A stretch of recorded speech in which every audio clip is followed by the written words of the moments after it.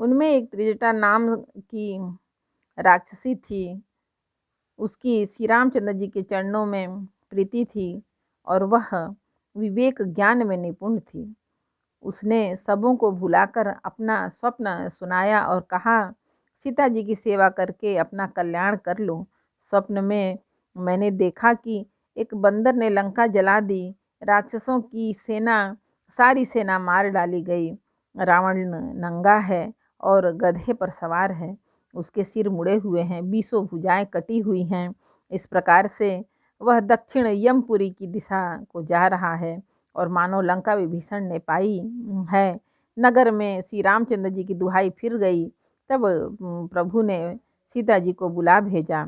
मैं पुकार कर निश्चय के साथ कहती हूँ कि यह स्वप्न कुछ ही दिनों बाद सत्य होकर रहेगा।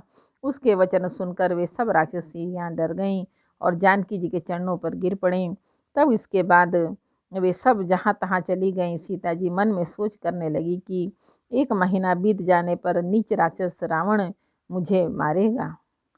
सीता जी हाथ जोड़कर त्रिजटा से बोली, हे माता, तू मेरी विपत्ति की संगनी है। जल्दी कोई ऐसा उपाय कर जिससे मैं शरीर छोड़ सकूं। विरह असहाय हो चला है, अब यह सहा नहीं जाता। काठ लाकर चिता बना दे, बनाकर सजा दे हे माता, फिर उसमें आग लगा दे हे सयानी। तू मेरी प्रीति को सत्य कर दे। रावण की सूल के समान दुख देने वाली वाणी कानों में उसे कौन सुने। सीता जी के वचन सुनकर त्रिजटा ने चरण पकड़कर उन्हें समझाया और प्रभु का प्रताप, बल और सुयश सुनाया। उसने कहा, हे सुकुमारी, सुनो, रात्रि के समय आग नहीं मिलेगी। ऐसा कहकर वह अपने घर चली गई। सीता जी मन ही मन कहने लगी कि क्या करूं, विधाता ही विपरीत हो गया। न आग मिलेगी न पीड़ा मिटेगी। आकाश में अंगारे प्रकट दिखाई दे रहे हैं पर पृथ्वी पर एक भी तारा नहीं आता। चंद्रमा अग्निमय है किंतु वह भी मानो मुझे हतभागिनी जानकर आग नहीं बरसाता। है अशोक वृक्ष, मेरी विनती सुन, मेरा शोक हर ले और अपना अशोक नाम सत्य कर। तेरे नए नए कोमल पत्ते अग्नि के समान हैं। अग्नि दे, विरह रोग का अंत मत कर, अर्थात विरह रोग को बढ़ाकर सीमा तक न पहुंचा। सीता जी को विरह से परम व्याकुल देखकर वह क्षण हनुमान जी को कल्प के समान बीता।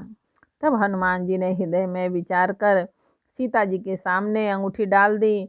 मानो अशोक ने अंगारा दे दिया। यह समझकर सीता जी ने हर्षित होकर के उठकर उसे हाथ में ले लिया। तब उन्होंने राम नाम से अंकित अत्यंत सुंदर और मनोहर अंगूठी देखी। अंगूठी को पहचान कर सीता जी आश्चर्यचकित होकर उसे देखने लगी और हर्ष तथा विषाद से हृदय में अकुला उठी।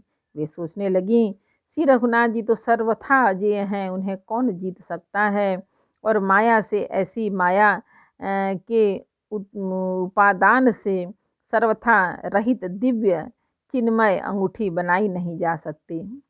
सीता जी मन में अनेक प्रकार के विचार कर रही थीं। इसी समय हनुमान जी मधुर वचन बोले। वे श्री रामचंद्र जी के गुणों का वर्णन करने लगे, जिनके सुनते ही सीता जी का दुख भाग गया। वे कान और मन लगाकर उन्हें सुनने लगी। हनुमान जी ने आदि से लेकर सारी कथा कह सुनाई। सीता जी बोली, जिसने कानों के लिए अमृत रूपी यह सुंदर कथा कही, वह हे भाई प्रकट क्यों नहीं होता। तब हनुमान जी पास चले गए। उन्हें देखकर सीता जी फिर कर मुख फेर कर बैठ गईं। उनके मन में आश्चर्य हुआ। हनुमान जी ने कही, हे माता जानकी, मैं श्री राम जी का दूत हूँ। करुणा निधान की सच्ची शपथ करता हूँ। हे माता, यह अंगूठी मैं ही लाया हूँ। श्री राम जी ने मुझे आपके लिए यह शहीदानी निशानी या पहचान दी है। सीता जी ने पूछा, नर और वानर का संग कहो कैसे हुआ। तब हनुमान जी ने जैसे संग हुआ था वह सब कथा कही। हनुमान जी के प्रेम युक्त वचन सुनकर सीता जी के मन में विश्वास उत्पन्न हो गया। उन्होंने जान लिया कि यह मन, वचन और कर्म से कृपा सागर श्री रघुनाथ जी का दास है। भगवान का जन सेवक जानकर अत्यंत गाढ़ी प्रीति हो गई। नेत्रों में प्रेमाश्रु का जल भर आया और शरीर अत्यंत पुलकित हो गया। सीता जी ने कहा, हे तात हनुमान, विरह सागर में डूबती हुई मुझको तुम जहाज हुए। मैं बलिहारी जाती हूँ, अब छोटे भाई लक्ष्मण जी सहित खर के शत्रु सुखधाम प्रभु का कुशल मंगल कहो। श्री रघुनाथ जी तो कोमल हृदय और कृपालु हैं, फिर हे हनुमान उन्होंने किस कारण यह निष्ठुरता धारण कर ली है। सेवक को सुख देना उनकी स्वाभाविक बान है। वे श्री रघुनाथ जी क्या कभी मेरी भी याद करते हैं। हे तात, क्या कभी उनके कोमल सांवले अंगों को देखकर मेरे नेत्र क्या कभी उनके कोमल सांवले अंगों को देखकर मेरे नेत्र शीतल होंगे।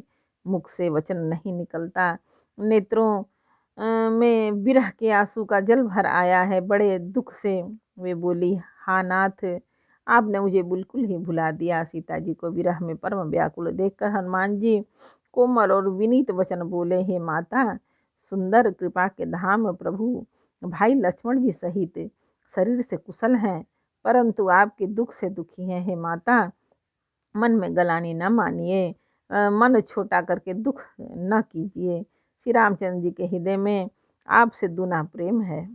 हे माता, अब धीरज धर कर श्री रघुनाथ जी का संदेश सुनिए। ऐसा कहकर हनुमान जी प्रेम से गदगद हो गए।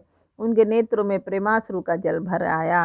हनुमान जी बोले, श्री रामचंद्र जी ने कहा है कि हे सीते, तुम्हारे वियोग में मेरे लिए सभी पदार्थ प्रतिकूल हो गए हैं।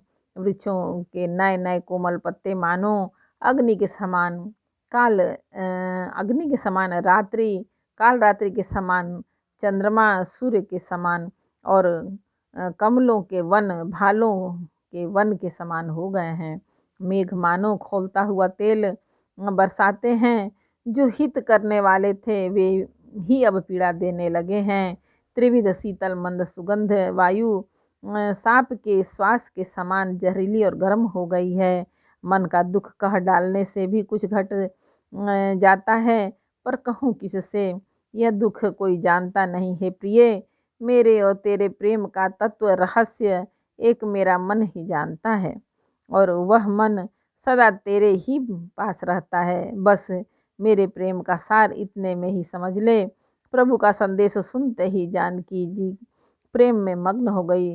उन्हें शरीर की सुध न रही। हनुमान जी ने कहा, हे माता, हृदय में धैर्य धारण करो और सेवकों को सुख देने वाले हनुमान जी का सेवकों को सुख देने वाले श्री राम जी का स्मरण करो और श्री रघुनाथ जी की प्रभुता को हृदय में लाओ और मेरे वचन सुनकर कायरता छोड़ दो। राक्षसों के समूह पतंगों के समान और श्री रघुनाथ जी के बाण अग्नि के समान हैं।